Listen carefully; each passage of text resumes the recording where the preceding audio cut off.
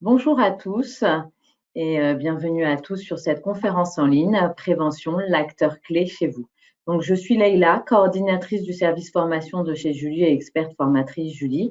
Nous sommes aujourd'hui avec le docteur Xavier Braquevelt, qui est vice-président de l'UFSBD et chirurgien dentiste. Je vous laisse, si vous voulez vous présenter 2 secondes. Bonjour à tous. Je remercie Julie de m'avoir invité pour vous parler de la prévention, qui est un thème forcément qui est un thème cher à l'UFSBD, qui est acteur de prévention sur tout le terrain. Je suis Dr Xavier Braquevelt, je suis chirurgien dentiste à Chartres dans le 28, et puis je suis vice-président de l'UFSBD. Parfait. Donc, on va commencer.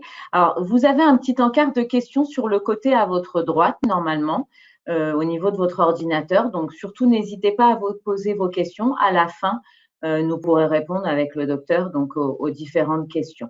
Donc, sur cette conférence d'aujourd'hui, nous allons vraiment, à côté de ces soins curatifs, le travail du chirurgien dentiste comprend en effet toute une partie préventive. Le chirurgien dentiste n'est pas seulement là pour guérir les affections bucco-dentaires, il doit pouvoir intervenir en amont pour les prévenir et les intégrer dans une problématique de santé globale. Donc, avec le docteur Braquevelt, vous allez pouvoir voir au sommaire l'implication praticien-patient qui est indispensable. Vous allez pouvoir aussi avoir toutes ces étapes et techniques qui sont liées à la prévention et le logiciel métier, bien sûr, qui est en l'occurrence votre allié. Donc, je laisse le docteur, donc je vais donner la main au docteur directement. Donc, un instant. Voilà, automatiquement, vous avez la main et vous allez pouvoir commencer votre conférence. Merci. Très bien. Alors, je veux juste tester. Moi, j'arrive pas à... Voilà, si c'est bon, ça passe. Parfait. Voilà. Alors, parfait. Donc, on va parler aujourd'hui de la prévention parce qu'il est forcément essentiel de pratiquer de la prévention ou de la prophylaxie au cabinet dentaire. Hein, ça fait partie intégrante de notre métier et il faut y accorder une part aussi importante qu'aux soins curatifs que l'on prodigue. Ceci parce que ça permet de mieux accompagner le patient dans son parcours de santé afin de l'amener à devenir un véritable acteur de sa propre santé bucco-dentaire et par suite de sa santé générale. Et puis, ça permet aussi d'avoir un traitement qui va être beaucoup plus réussi et durable dans le temps. Alors, la prévention au cabinet dentaire, ça va être informer, expliquer, convaincre, enseigner, motiver, dépister précocement, diminuer la prévalence. On va voir que le face-à-face, ça reste un des meilleurs moyens pour communiquer, pour motiver, pour s'entretenir avec son patient, mais qu'il existe aussi d'autres outils que l'on a avec nous pour s'aider aussi à faire de la prévention en dehors de notre cabinet. Alors, si on regarde la définition, la prévention, c'est l'ensemble des mesures visant à éviter ou à réduire le nombre de la gravité des maladies ou des accidents. Hein, la prévention, c'est le terme vraiment large. Ça peut être aussi utilisé pour les accidents de la route, pour les violences faites aux femmes, comme la journée d'aujourd'hui. Donc, ça peut s'appliquer aussi aux dentaires. Et lorsqu'on va parler uniquement de la maladie, on pourra parler peut-être plus de prophylaxie que de prévention. L'OMS distingue 3 moments de prévention qui sont la prévention primaire, secondaire et tertiaire que l'on peut appliquer aussi au niveau du cabinet. Donc la prévention primaire, ça va être, elle vise à diminuer l'incidence, donc le nombre de cas de maladies, donc maladies carieuses, maladies érosives, maladies parodontales, et ceci par la mise en œuvre de moyens empêchant l'apparition d'une pathologie ou d'un symptôme. Donc, ça peut être des actions collectives, ça peut être des campagnes de motivation qui peuvent être menées ou des actions individuelles par notamment l'envoi de recommandations ou de conseils bucco-dentaires au cabinet dentaire. Cet envoi peut se faire par courrier, mais peut se faire aussi par mail. Et dans ce cas-là, notre logiciel, Julie, joue une part importante puisque lorsque l'on prend les coordonnées, on va pouvoir aussi prendre les coordonnées de mail du patient. Et vous voyez ici tout le process pour permettre d'envoyer les recommandations que vous voulez faire en amont du rendez-vous au patient.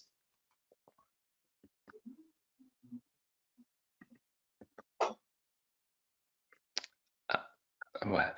Cette sensibilisation, cette information des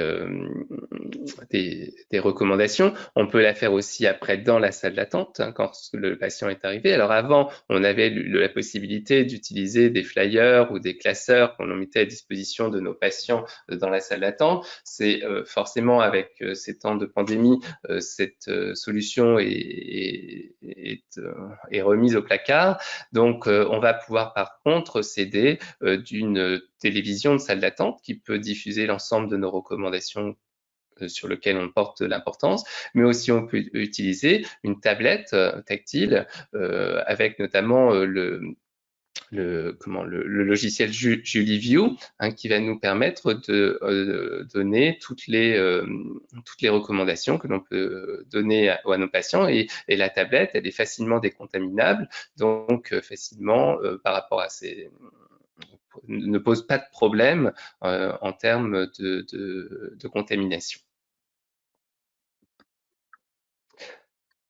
On peut donc sensibiliser aussi en faisant du face-à-face au fauteuil ou alors dans une pièce plus adaptée, parce que parfois le fauteuil peut être un petit peu anxiogène pour le patient.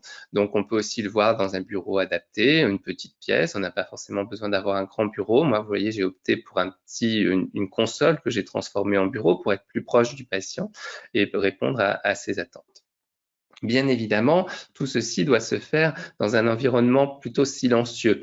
Il faut éviter d'être proche du secrétariat où on va entendre le téléphone sonner qui risque de nous déranger, ou encore l'assistante qui vient ranger les instruments dans les tiroirs, qui vient faire du bruit et perturber un peu les messages que l'on pourrait donner, donc de façon à ce que ce patient reçoive bien l'ensemble des informations qu'on cherche à lui donner. Alors, la meilleure méthode pour essayer de motiver son patient, ça va être la méthode tel, chaud, doux. Hein, donc, dire, montrer et faire, pour essayer de sensibiliser au maximum. Donc, le tel, c'est le devoir d'information. Donc, il va être important de montrer au patient ce qu'est, de lui apporter avec des termes simples, des termes qu'il va pouvoir comprendre, on va éviter les termes scientifiques, on va lui apporter les définitions d'un état de santé versus un état malade, donc par exemple d'une bouche saine avec des dents non cariées, avec une gencive saine, sans maladie parodontale. Donc on va lui décrire ce qu'est une dent saine, hein, c'est une dent propre qui va être relativement alignée. Une gencive saine, c'est une gencive qui va être rose, qui va être plutôt lisse, qui va être non saignante. Et puis, à l'inverse, la maladie, la carie, on va lui expliquer comment se forme la carie, avec quel type de bactéries, et puis comment elle progresse dans la dent et délabre la dent jusqu'à atteindre le nerf pour entraîner des douleurs. Oui, à l'inverse, et pareil pour la maladie parodontale, expliquer la progression de la gingivite à la parodontite, que la gingivite est réversible, que ça entraîne une gencive qui va être un petit peu gonflée, saignante, rouge, violacée, douloureuse, douloureuse lorsque l'on brosse les dents, par exemple. Et puis, on va expliquer les conséquences de l'ensemble de ces maladies buccales, les douleurs que peuvent ressentir les gens, la perte des dents, que ce soit sur une dent cariée trop délabrée ou d'une maladie parodontale, d'une parodontite très avancée qui va entraîner la perte des dents, et puis les conséquences qu'il peut y avoir aussi sur le corps en général, sur la santé en général, les liens entre le diabète et la maladie parodontale, le lien entre les maladies parodontales et les articulations, avec le lien des maladies cardiaques, avec aussi la grossesse, enfin voilà, tout ce que l'on sait déjà et qu'il ne faut pas hésiter à exposer à notre patient.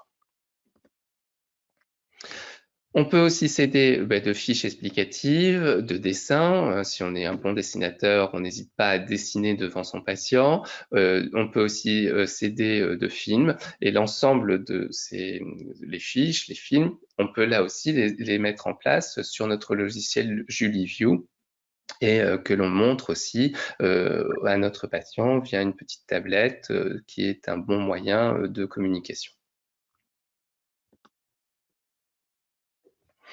Alors, ensuite, on va montrer aux patients en bouche les problèmes. Donc, on va ne pas hésiter à montrer l'étiologie de maladies parodontales et maladies carieuses, qui est la plaque dentaire. Donc, on va prendre une sonde et montrer un petit peu aux patients ce qu'est la plaque dentaire. On peut s'aider aussi des révélateurs de plaques ou encore des caméras à fluorescence. L'ensemble étant de le sensibiliser à la présence de cette plaque dentaire dans sa bouche. On va montrer les conséquences de cette plaque dentaire, donc des papilles qui vont être gonflées, qui vont être saignantes, qui vont être un petit peu douloureuses. On va montrer les caries qu'il y a en bouche au patient en prenant un miroir et une sonde. Alors, on n'hésite pas à donc utiliser le miroir, comme je vous l'ai dit, pour montrer en face à face au patient, mais on peut sinon faire des photos, que ce soit avec un appareil comme ça, avec un flash annulaire, mais maintenant les smartphones qu'on utilise tous les jours font aussi d'excellentes photos et on peut aussi les faire via son smartphone. Et puis, on n'hésite pas aussi à montrer nos radiographies que l'on a faites en préopératoire pour montrer, par exemple, les petites caries cachées sous les points de contact ou encore les pertes osseuses d'une maladie parodontale ou les infections qu'il y a au niveau apical, au niveau des dents. L'ensemble des photos aussi est intéressant de les transférer sur notre logiciel aussi JuliView et de façon à après s'en servir en comparaison avec l'évolution, à la suite des traitements pour le patient pour se rendre compte de l'avant-après. Enfin, on va enseigner les bons gestes, montrer les bons gestes. Donc, on peut s'aider de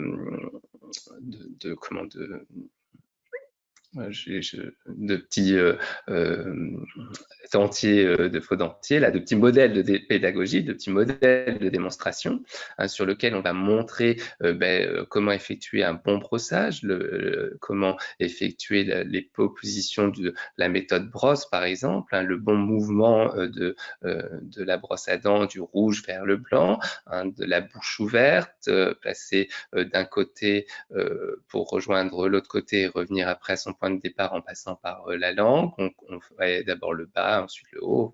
Voilà, on fait tout notre enseignement à l'hygiène. Et puis ensuite, après avoir montré sur ce modèle pédagogique, on va montrer au patient en bouche en prenant soit le patient a ramené une brosse à dents qu'on lui aura demandé de ramener, soit on en prend une neuve et qu'on lui offre ensuite et on lui montre la bonne position à adopter, les bons gestes à adopter pour bien se brosser les dents et aller bien partout.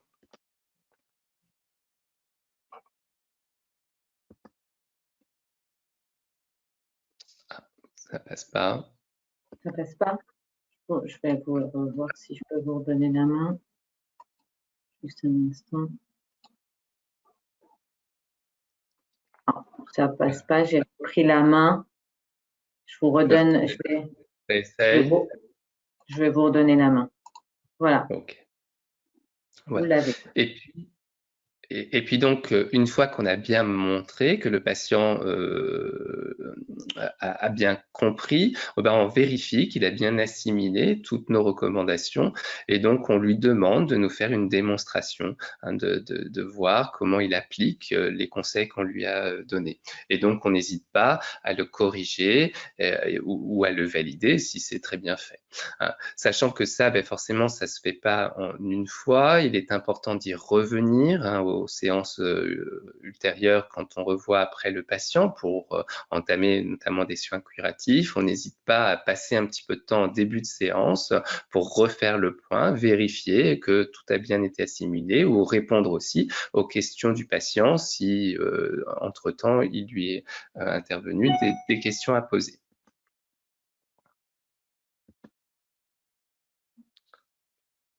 Alors, visiblement, moi, ça ne passe plus non plus. Ça passe toujours pas. Je remets un. Je vous l'ai mis Donc, et je essaye de vous donner la main en même temps. Ouais. Donc là, vous avez la main normalement. Ouais. Si, ça repasse. D'accord. Très bien. Parfait. C'est reparti. Donc, on n'hésite pas à passer en revue avec le patient le type de brosse à dents. Bien évidemment, on conseille une brosse à dents souple, de petite taille, adaptée à l'âge du patient. On n'hésite pas à expliquer les méthodes de brossage, la méthode brosse, la méthode 1, 2, 3, 4 pour les enfants de moins de 6 ans, la fréquence, donc 2 minutes par jour, matin et soir, avec du dentifrice fluoré. On montre aussi le nettoyage interdentaire, le passage du fil dentaire ou des brossettes interdentaires, notamment pour des cas parodontaux. Et puis, on peut aussi parler du bain de bouche, le bain de bouche quotidien, l'antiseptique, qui peut être important aussi dans le nettoyage et l'hygiène bucco-dentaire. Alors, tout ceci, forcément, ça prend un temps, ça prend un certain temps. C'est du temps supplémentaire pour le praticien ou pour l'assistante, parce qu'on peut déléguer ce rôle à l'assistante. Hein, ça reste dans ses droits. Ce temps, il n'est pas inscrit, cet enseignement à l'hygiène orale n'est pas inscrit dans la nomenclature. Donc, deux solutions pour le faire honorer.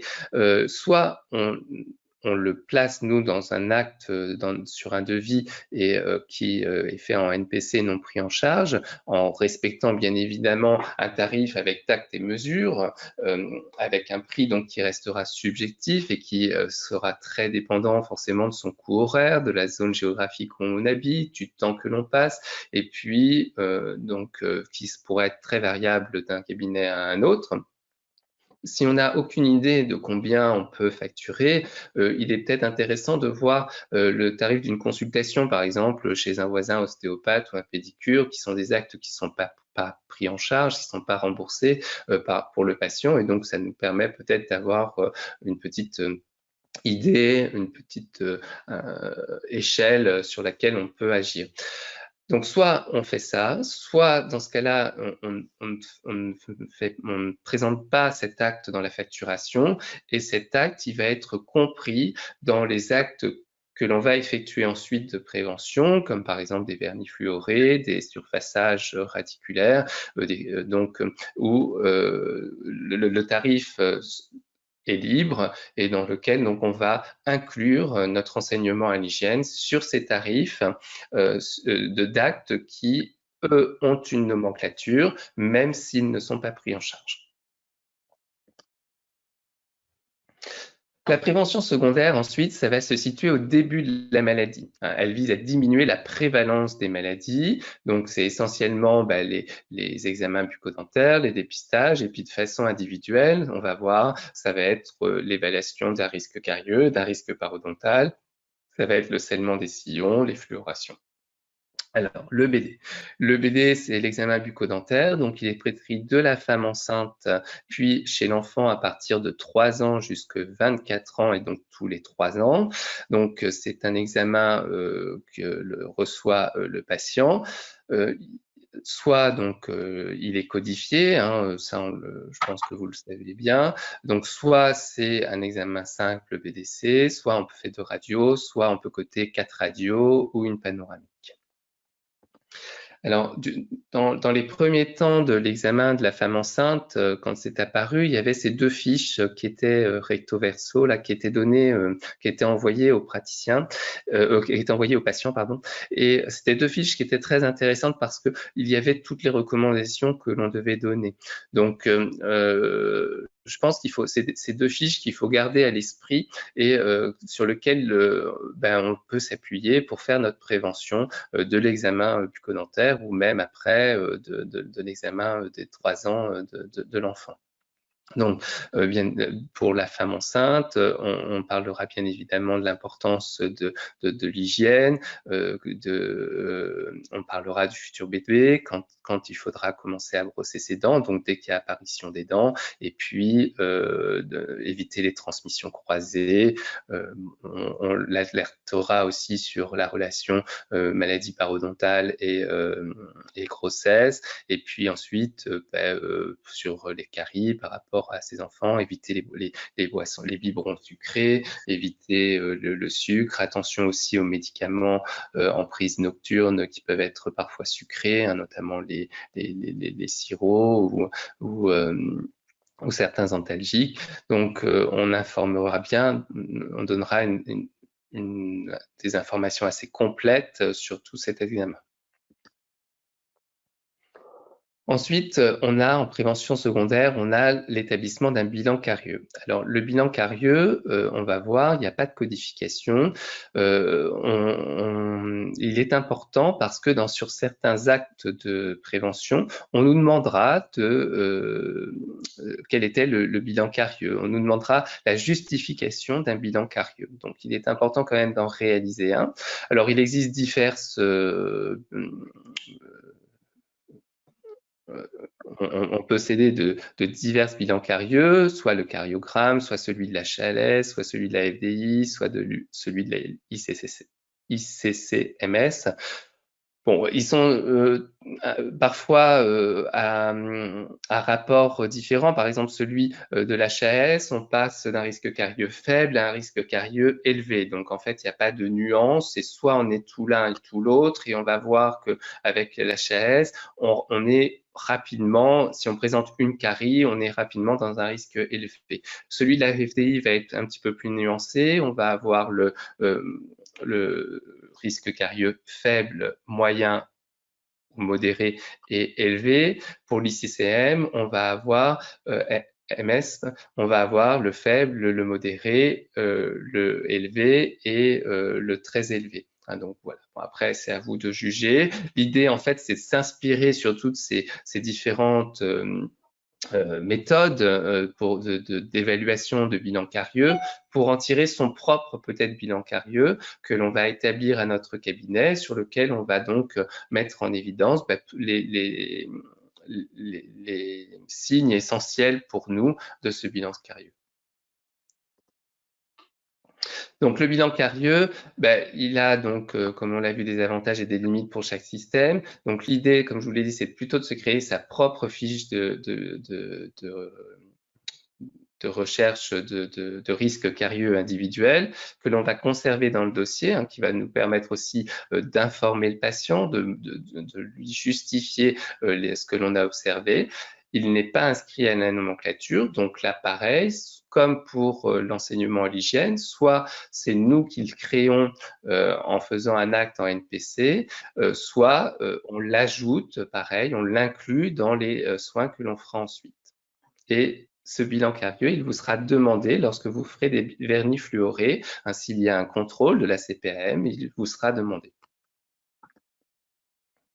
Alors, dans un bilan carieux, on va essayer, c'est une petite enquête que l'on va essayer de mener pour essayer de comprendre pourquoi le patient a des caries. Et donc, c'est une petite enquête que l'on va faire. Donc, on peut s'intéresser notamment aux conditions du logement, de l'accès à l'hygiène. Est-ce que l'enfant, en effet, on lui propose est-ce qu'il a une brosse à dents, pas de brosse à dents, du dentifrice, est-ce que ce dentifrice fluoré, est-ce qu'on va s'intéresser à ces situations familiales, notamment, par exemple, si c'est un enfant de parents divorcés, est-ce qu'il a bien quotidien dans chaque maison une brosse à dents et puis du dentifrice. On peut évaluer aussi la situation économique de la personne, parce qu'on sait bien que forcément les personnes en situation économique faible, défavorisée, ont souvent plus de caries, en tout cas moins accès à la prévention et moins accès aux soins.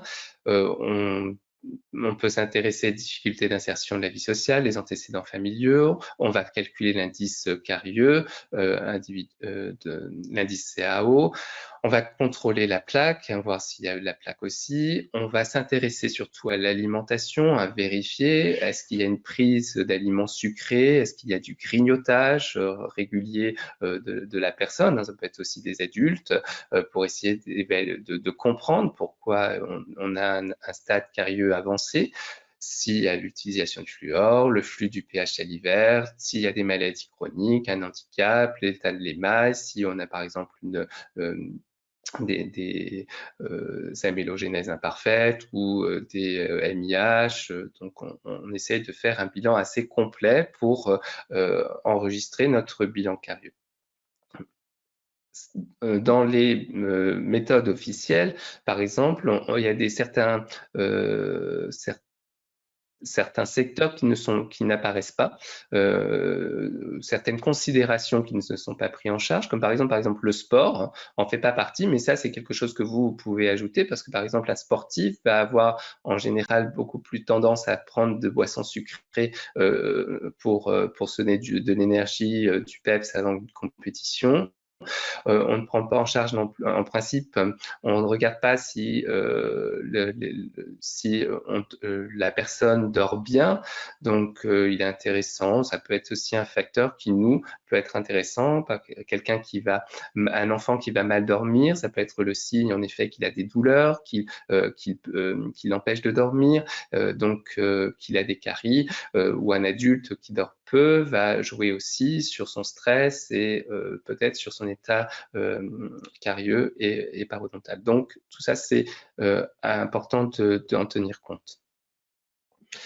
En autre acte de prévention secondaire, ça va être les scellements de sillons. Alors, ces scellements peuvent être prophylactiques ou thérapeutiques. Donc, quand on a des sillons un petit peu plus infiltrés, on parlera plutôt de scellements thérapeutiques. Donc, soit ils sont réalisés avec un CIV, soit ils sont réalisés avec une résine. Donc, si c'est une résine, il faut absolument le faire sous conditions optimales et donc utiliser la digue. Si c'est un CIV, on peut se permettre d'avoir une dilution un petit peu plus imparfaite, juste des cotons salivaires, et c'est la technique du press finger, donc on étale avec le doigt au niveau de la molaire, au niveau des sillons. Ça constitue une barrière mécanique et une protection chimique, donc c'est un bon outil de prévention, bien évidemment, à suivre aussi dans le temps, à contrôler dans le temps. Donc, on fait une radiographie préopératoire pour vérifier que il n'y a pas une infiltration qui soit très profonde dans l'émail, ou en tout cas qui a atteint la dentine. On applique le gel de mordançage si on fait ensuite une résine, et puis on dépose ensuite notre résine fluide et que l'on polymérise. Et on n'oublie pas de vérifier l'occlusion pour voir si ça ne gêne pas. Voilà. Donc, pour les scellements de sillons dentaires, il y a une tarification, il y a une codification et une tarification. Donc, ils sont pris en charge sur les premières et deuxièmes molaires définitives uniquement. Donc, en fonction de si on en réalise sur 1, 2, 3, 4, 5, 6, 7, 8, 8 dents molaires définitives, il y a les codes qui sont modifiés. C'est 21,69 € par dent scellée. Et ça, c'est étendu jusque la veille des 16 ans. C'est-à-dire que c'est pris en charge jusqu'au dernier jour des 15 ans. Pour les autres dents, si on doit intervenir sur des prémolaires, si on doit intervenir sur des molaires temporaires, ce sont des actes qui sont en NPC avec un tarif qui est donc libre. Donc soit vous vous reportez au même tarif que sur les autres molaires, donc 21,69 €, soit vous avez le droit de faire 25 € si ça vous dit. Le vernis fluoré. Donc, le vernis fluoré fait partie aussi de la prévention secondaire. Donc, c'est un agent à 22 600 ppm de fluor qui va permettre d'inhiber la déminéralisation de l'émail. Elle est surtout indiquée donc chez des patients à risque carieux élevé, est applicable dès le 6e mois, contrairement au bain de bouche et gel fluoré. Donc, on peut l'utiliser en prévention primaire pour éviter l'apparition de nouvelles caries ou de prévention secondaire pour stopper les lésions carieuses initiales et entraîner une reminéralisation des lésions non cavitaires. Elles permettent aussi d'intervenir aussi dans l'hypersensibilité dentinaire dans le cas de MIH. Alors, pour mettre en place ce vernis fluoré, on va d'abord bien éliminer la plaque dentaire avec une brossette ou des cupules en caoutchouc montées sur contre-angle, une petite pâte prophylactique non grasse ou alors utiliser des aéropolisseurs de façon à ce qu'on ait des dents bien propres. Puis, on va les sécher, placer des cotons salivaires et on va appliquer ensuite le vernis sur toutes les dents des deux arcades avec un pinceau ou une microbroche. On n'oublie pas d'imprégner un fil dentaire de produit et on passe ce fil dentaire entre les dents pour essayer aussi d'imprégner les faces proximales des dents. Et puis, on va demander aux patients de ni boire, ni manger, ni de se brosser les dents dans les 4 heures qui suivent. Donc, c'est important de programmer ce rendez-vous-là, soit par exemple en début d'après-midi, puis on demande aux patients de ne pas prendre de goûter, soit en début de matinée, après avoir brossé les dents le matin, de façon à essayer de respecter ces 4 heures qui suivent et d'avoir une bonne imprégnation de notre vernis fluoré sur nos dents. Le vernis fluoré, il est codifié, c'est le lacte HBLD 045 qui est application dentaire d'un vernis de reminéralisation sur une arcade. Donc depuis le 1er avril 2019, depuis cette nouvelle nomenclature, il est remboursable chez les patients entre 6 et 9 ans inclus. Donc c'est jusque la veille du 10e anniversaire. Et donc, ils doivent présenter un risque carieux élevé. En dehors de ces âges-là, donc si on veut le pratiquer chez un enfant plus jeune ou après les 9 ans, à partir de 10 ans, c'est en tarif libre. Pareil, on applique soit le 25 € aussi si on veut, soit un peu plus, c'est vous qui voyez. Et ceci, on peut le renouveler 2 fois par an. On peut faire 2 séances par an. En fait, on peut le renouveler une fois, donc on a le droit à 2 séances par an. Attention à la quantité, ça sert à rien d'en mettre trop, on n'aura pas plus d'efficacité, et bien faire comprendre que ce vernis entraîne une reminéralisation un peu de l'émail, que ça va être un facteur de défense, mais qui n'entraîne pas l'immunisation globale, qui ne va pas empêcher une carie de revenir si le patient ne se brosse pas bien les dents, s'il ne modifie pas son comportement, il y aura à nouveau des caries. Mais c'est important de reprévenir pour ne pas avoir de surprise avec son patient. On peut aussi prescrire des gels reminéralisants avec ou sans fluor. Donc, c'est des crèmes à base d'eau et de récaldant. Donc, c'est la phosphopestine, caséine phosphate de calcium amorce. Donc, que le patient peut appliquer directement en mettant le doigt au doigt sur les dents, mais on peut aussi lui faire sinon des petites gouttières pour donner une meilleure imprégnation. Donc, il applique ça le soir après le brossage en petite quantité. Il rince pas, il fait agir toute la nuit. Il en existe de différents goûts, avec du fluor à partir de 12 ans. Attention juste, ces gels reminéralisants vont être contre-indiqués chez des patients qui vont présenter des allergies à la protéine du lait. Donc, ils aident à la stimulation de la salive, ils vont renforcer les dents, ils vont réduire aussi les sensibilités en cas d'érosion à MIH ou suite à des blanchiments. En effet, souvent, les patients qui vont présenter donc, des hypominéralisations des molaires et incisives, de l'émail des molaires et incisives, peuvent présenter de sensibilités assez importantes et on va voir aussi une difficulté à les anesthésier, ces patients-là. Donc, c'est bien en amont des soins de leur conseiller d'utiliser donc ces gels reminéralisants, de faire une petite cure peut-être d'1 mois, et ça va nous permettre d'atténuer un petit peu cette sensibilité des dents et de pouvoir après plus facilement les anesthésier au fauteuil. Attention donc aussi, ne pas les utiliser chez la femme enceinte de plus de 4 mois et puis comme je vous ai dit, aux personnes qui sont allergiques aux protéines des laits. Le bilan parodontal, donc on a parlé du bilan carieux, on va parler maintenant du bilan parodontal. Donc là, bien évidemment, on explique la maladie, hein, le parodonte qui est réversible, la gingivite qui est une maladie réversible et à la parodontite qui, elle, ne l'est pas. On explique bien que c'est une inflammation du tissu de soutien de la dent, hein, que c'est pas une infection, mais une inflammation du tissu de soutien. On met en évidence donc le tartre, les saignements, les mobilités, les récessions gingivales, les profondeurs de poche. On va rechercher tout ça. On recherche s'il y a des facteurs de risque.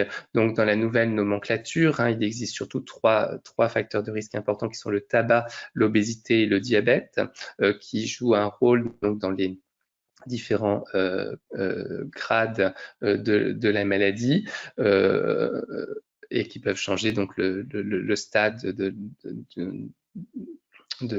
ce que l'on a diagnostiqué. Donc, on recherche tabac, obésité, diabète, stress, mais on peut aussi rechercher les maladies cardiovasculaires, les immunodépressions, la femme enceinte, l'ensemble de ces maladies ayant des conséquences sur le parodonte. Après avoir donc effectué notre anamnèse, le bilan parodontal s'ajoutent l'examen visuel extra et intraoral et puis un sondage. Alors, le sondage, il peut être le plus complet possible, comme un charting complet que l'on peut retrouver par exemple sur l'université de Berne qu'il met à disposition ce status parodontal, où là on va mettre en évidence les récessions, les profondeurs de poche, les mobilités des dents, le saignement, donc le statut le plus complet. Il y a aussi des évaluations du risque parodontal en forme de toile d'araignée qui vont être plus peut-être dans l'aspect pédagogique pour le patient, puisqu'il va permettre de mettre en évidence le risque de complications hein, de la maladie. Ou on peut aussi noter, on peut faire ça de façon plus réduite par l'indice CPITN, où on va rechercher seulement, on va noter les profondeurs de poche les plus importantes par sextant sur la dent présentant, on va noter en référence la dent présentant les profondeurs de poche les plus importantes par sextant. Ça, c'est à vous, pareil, de choisir. Ce bilan parodontal, ben, lui, il est nomenclaturé, hein, c'est le HBQD 001 et il est à tarif libre, donc pareil, donc ça, vous le retrouvez forcément aussi dans votre logiciel. Et sauf, il est pris en charge, exception pour les patients diabétiques. De même que chez les patients diabétiques, sont exceptionnellement pris en charge les assainissements parodontaux par sextant à hauteur de 80 € et le bilan parodontal chez le diabétique, il est pris à 50 €. Pourquoi? Parce que la parodontite, c'est la 6e complication du diabète.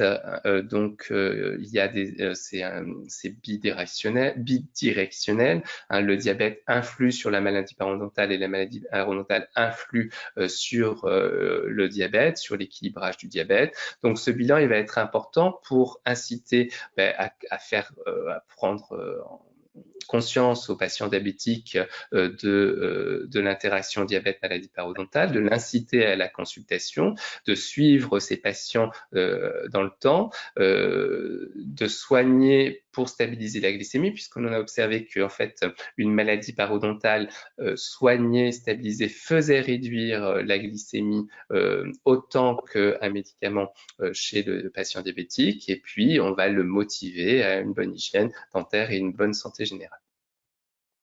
Donc pareil, ça c'est, il faut pas oublier sur notre dossier, sur notre logiciel métier, hein, de rentrer l'ALD quand on passe la carte vitale, hein, un ALD de type 4, de type diabète, hein, pour qu'après ces actes-là soient pris en charge pour le patient. En prévention secondaire, toujours, on a le coiffage pulpaire direct avec donc la mise en place d'un biomatériau, mais il faut qu'il y ait effraction pulpaire et il faut bien évidemment aussi contrôler dans le temps. Et puis, la prévention tertiaire qui, elle, va avoir pour but de diminuer la prévalence et les séquelles de la maladie. Donc, ça va être par exemple les rendez-vous de maintenance que l'on va pouvoir mettre en place, pareil, qui peuvent être mis en place dès notre logiciel avec des rappels qui vont être pour informer le patient, hein, même s'il n'a pas pris forcément son rendez-vous, on peut programmer un rappel à 3 mois pour lui dire que le patient doit faire sa visite de contrôle de maintenance parodontale ou maintenance carieuse ou érosive. Enfin, dans la prévention tertiaire, on peut évoquer la téléconsultation, la télésurveillance. Donc ça, comme vous le savez, c'est en discussion actuellement, hein, puisqu'elle ne peut pas être prise en charge au cabinet. Il n'y a pas ne peut absolument pas être facturée, hein, même si on l'a mise en place un petit peu pendant cette période de confinement de début d'année, ça reste gratuite. Mais bon, c'est certainement l'avenir, hein, cette téléconsultation qui nous permettrait d'être une aide assez importante, notamment pour l'organisation des urgences ou l'organisation d'un patient qui a des difficultés à se déplacer ou qui demande une prise en charge particulière. Ça nous permettrait d'abord de vérifier quel est le problème de façon à mieux l'organiser après au fauteuil. Ça nous permettrait de gérer cette urgence soit par la prescription d'une ordonnance, soit pour le voir au fauteuil de façon plus rapide pour réaliser un acte. Et puis la télésurveillance nous permettrait justement de faire à distance cette maintenance carieuse, parodontale ou même orthodontique. Donc pour conclure, notre logiciel métier, c'est un véritable atout, hein, c'est quelque chose, c'est un atout sur lequel on peut s'appuyer pour faire de la prévention au cabinet. Dans l'envoi des courriers personnalisés, hein, c'est très important. Donc, une fois que l'on connaît notre patient, de lui renvoyer en pré ou en post-op des courriers personnalisés par rapport à son problème. Dans la gestion aussi de la nomenclature et de ses mises à jour, hein, puisqu'on voit que notre nomenclature évolue et que peut-être ces actes de prévention qui pour l'instant sont ciblés à certains âges ou à certaines dents, peuvent aussi évoluer dans le temps. Et puis dans l'accompagnement au fauteuil avec le logiciel JuliView pour nous montrer, pour essayer de motiver et d'informer son patient. Voilà, je vous remercie et j'ai du temps pour vous répondre à des questions s'il y a. Alors, si vous avez des questions, vous avez le petit encart sur le côté pour poser les questions. Donc, à ce moment-là, je vais pouvoir regarder. Donc, les questions que j'ai, elles sont basées sur le logiciel même. Donc là, sur le logiciel Julie, il faudra voir vraiment sur les diverses conférences, parce qu'on n'a pas beaucoup de temps pour que je puisse aller regarder sur le logiciel, parce que c'est par rapport à vos actes que vous avez indiqués pour les actes NPC, docteur. Donc, j'ai des questions pour savoir comment paramétrer. Donc là-dessus, on a une conférence en ligne sur ce soir à 19h qui peut vous montrer sur les actes NPC. Donc là, si vous avez vraiment d'autres questions, n'hésitez pas à les poser sur ce petit encart sur le côté, mais tout ce qui est relié au logiciel, puisque là, nous n'avons pas le logiciel, on pourra le voir sur la conférence de ce soir. Donc, si on n'a plus beaucoup vraiment de temps aussi, donc puisqu'il y a une conférence qui suit sur le côté, donc je laisse le temps de pouvoir poser vos questions si jamais. Il faut savoir que si on n'a pas répondu là à vos questions, vous allez pouvoir avoir une réponse par mail directement. Donc, mais n'hésitez pas vraiment à faire vos questions parce que là, c'est vrai qu'il nous reste très peu de temps. Donc, Bien évidemment, je reste à disposition. S'il faut répondre par mail aussi à des questions, je le ferai. parfait. Ben, je vous remercie, docteur. C'est gentil à vous Merci et à vous. merci à tous. Je vous laisse le mot de la fin.